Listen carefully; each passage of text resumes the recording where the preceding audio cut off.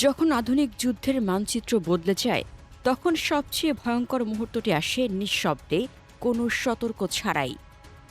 রাতের অন্ধকারে হঠাৎ আকাশ লাল হয়ে ওঠে, মাটির গভীর থেকে উঠে আসে আগুনের ঢেউ, আর কয়েক সেকেন্ডের মধ্যেই একটি পুরো সামরিক অবস্থান ধ্বংসস্তূপে পরিণত হয়।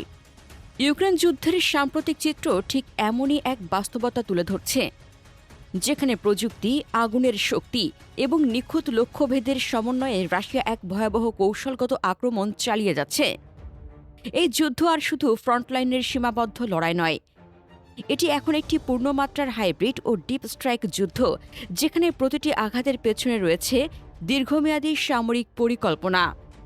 জাপোরিজ্জিয়া অঞ্চলের কোমসো-মলস্কে এলাকায় রাশিয়ার টস-1A সোলার-টেফিওক থার্মোবরিক রকেট সিস্টেমের ব্যবহার যুদ্ধক্ষেত্রকে যেন নরকে পরিণত করেছে। এই অস্ত্রের ভয়াবহতা শুধু বিস্ফোরণে নয়, বরং এর পরবর্তী তাপমাত্রা ও চাপের তরঙ্গে, যা আশপাশের সবকিছু মুহূর্তেই ধ্বংস করে দেয়। ইউক্রেনের প্রতিরক্ষা অবস্থানগুলো এই আগুন ঝড়ের সামনে কার্যত অকার্যকর হয়ে পড়ছে, ফলে রাশিয়ার আক্রমণ ইউনিটগুলো দ্রুত অগ্রসর হওয়ার সুযোগ পাচ্ছে। রাশিয়ার ভয়ঙ্করতম স্থলভিত্তিক আগ্নেয়াস্ত্রগুলোর মধ্যে টস-1A সনসেপিয়ক একটি বিশেষ জায়গা দখল করে আছে, যাকে অনেক সামরিক বিশ্লেষক ব্যাটলফিল্ড ইনসিনারেটর বলেও উল্লেখ করেন। এটি মূলত একটি হেভি ফ্লেম থ্রোয়ার সিস্টেম, যা BM-1 লঞ্চার ভেহিকেলের ওপর বসানো থাকে এবং স্বল্প দূরত্বে অত্যন্ত শক্তিশালী থার্মোবরিক রকেট নিক্ষেপ করতে পারে। এই রকেটগুলো বিস্ফোরণের সময় প্রথমে একটি দাহ্য গ্যাসের মেঘ তৈরি করে, তারপর সেটিকে জ্বালিয়ে দেয়। ফলে ভয়ঙ্কর তাপমাত্রা এবং প্রচণ্ড চাপ তরঙ্গ তৈরি হয়, যা বাংকার, ট্রেঞ্চ, ভবনের ভেতর লুকানো সৈন্য সবকিছু ধ্বংস করে দিতে সক্ষম।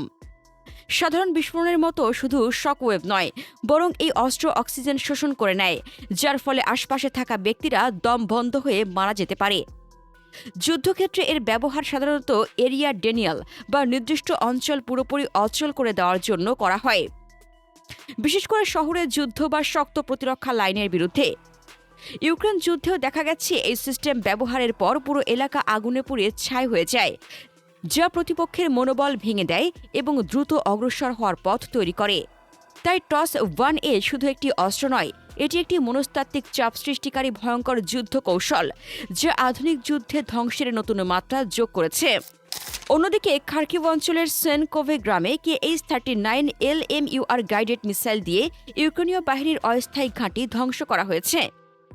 এই ধরনের হালকা কিন্তু অত্যন্ত নির্ভুল মিসাইল এখন আধুনিক যুদ্ধের একটি বড় অস্ত্র হয়ে উঠেছে, কারণ এটি কম খরচে অত্যন্ত গুরুত্বপূর্ণ লক্ষ্যবস্তুতে সরাসরি আঘাত হানতে পারে। ফলে যুদ্ধ এখন শুধু শক্তির নয়, বরং বুদ্ধিমত্তা ও নির্ভুলতার লড়াইয়ে পরিণত হয়েছে। রাশিয়ার আধুনিক যুদ্ধক্ষেত্রে দ্রুত জনপ্রিয় হয়ে ওঠা নির্ভুল অস্ত্রগুলোর মধ্যে KH-39 LMUR একটি অত্যন্ত গুরুত্বপূর্ণ সংযোজন। লাইট মাল্টিপারপাস গাইডেড মিসাইল মূলত হেলিকপ্টার থেকে নিক্ষেপণযোগ্য একটি স্মার্ট ক্ষেপণাস্ত্র, যা বিশেষভাবে ডিজাইন করা হয়েছে উচ্চ নির্ভুল টার্গেট স্ট্রাইক করার জন্য।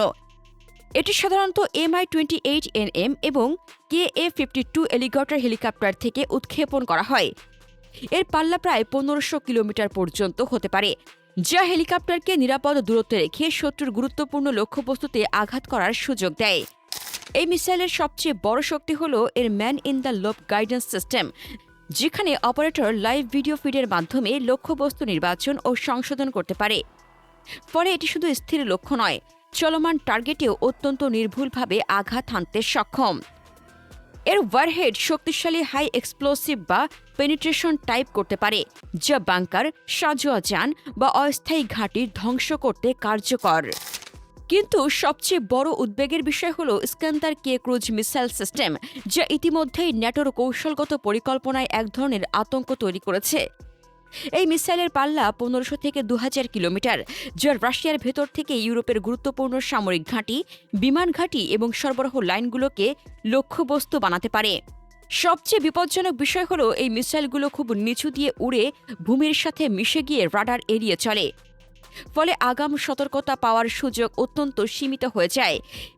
যদি এই স্কান্দার-K সিস্টেমকে স্কান্দার-M ব্যালিস্টিক মিসাইল এবং নতুন প্রজন্মের IRBM যেমন ওরেশনিকের সাথে সমন্বয় করে ব্যবহার করা হয়, তাহলে এটি একটি মাল্টিলেয়ার্ড স্ট্রাইক তৈরি করতে পারে। প্রথমে ব্যালিস্টিক মিসাইল আকাশ প্রতিরক্ষা ব্যবস্থাকে ব্যস্ত রাখবে, তারপর নিচু দিয়ে উড়ে আসা ক্রুজ মিসাইলগুলো মূলত লক্ষ্যবস্তুতে আঘাত করবে। এই কৌশল প্রতিরক্ষা ব্যবস্থার ফাঁকফোকরকে কাজে লাগিয়ে সর্বোচ্চ ক্ষয়ক্ষতি নিশ্চিত করতে পারে।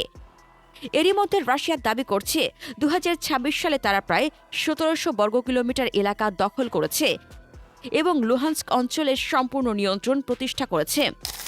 শুধু মার্চ এবং এপ্রিল মাসে 34টি বসতি তাদের নিয়ন্ত্রণে এসেছে।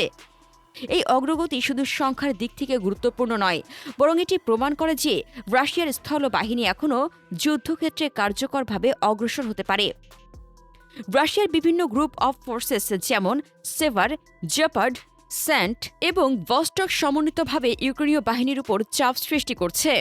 প্রতিটি গ্রুপ নির্দিষ্ট অঞ্চলে কাজ করছে, কিন্তু তাদের লক্ষ্য এক: ফ্রন্টলাইন ভেঙে গভীরে প্রবেশ করা। এই সমন্বিত আক্রমণ কৌশল ইউক্রেনের প্রতিরক্ষা ব্যবস্থাকে বিভক্ত করে ফেলছে, ফলে তারা একসঙ্গে সব জায়গায় প্রতিরোধ গড়ে তুলতে পারছে না।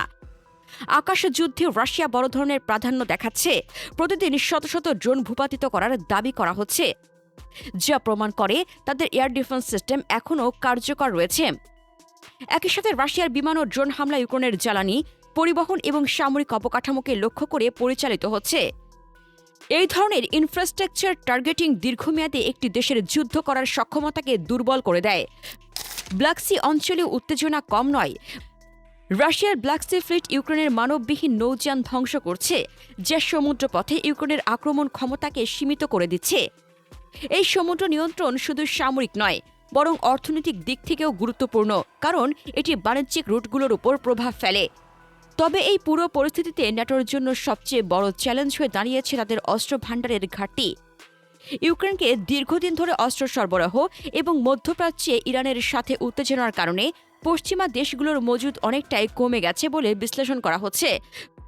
ফলে রাশিয়া যদি একটি বড় ধরনের স্যাচুরেশন স্ট্রাইক চালায়, তাহলে প্রতিরক্ষা ব্যবস্থা কতটা কার্যকর থাকবে তা নিয়ে প্রশ্ন উঠছে। সব মিলিয়ে ইউক্রেন যুদ্ধ এখন একটি নতুন পর্যায়ে পৌঁছে গেছে, যেখানে প্রতিদিন নতুন নতুন কৌশল, নতুন অস্ত্র এবং নতুন বাস্তবতা তৈরি করছে। এটি শুধু একটি আঞ্চলিক সংঘাত নয়, বরং এটি ভবিষ্যতের যুদ্ধের একটি পরীক্ষাগার, যেখানে বিশ্বের বড় শক্তিগুলো নিজেদের সামরিক সক্ষমতা যাচাই করছে। এই যুদ্ধ আমাদের দেখাচ্ছে ভবিষ্যতের লড়াই কেমন হবে: দ্রুত, নিখুঁত এবং ভয়ঙ্করভাবে ধ্বংসাত্মক। প্রিয় দর্শক, এই বাস্তবতায় সবচেয়ে গুরুত্বপূর্ণ প্রশ্নটি থেকেই যায়, এই সংঘাত কোথায় গিয়ে থামবে? নাকি এটি ধীরে ধীরে আরও বড় একটি বৈশ্বিক সংঘর্ষের দিকে এগিয়ে যাচ্ছে? উত্তর এখনও অজানা, কিন্তু একটি বিষয় স্পষ্ট: এই যুদ্ধের প্রতিটি মুহূর্ত ইতিহাসের নতুন অধ্যায় লিখছে। ইরান আমেরিকা যুদ্ধের আপডেট জানতে আমাদের চ্যানেলটির ভিডিও অ্যাপ থেকে ঘুরে আসুন। এই ভিডিওটি ভালো লাগলে লাইক বাটনে ক্লিক করুন।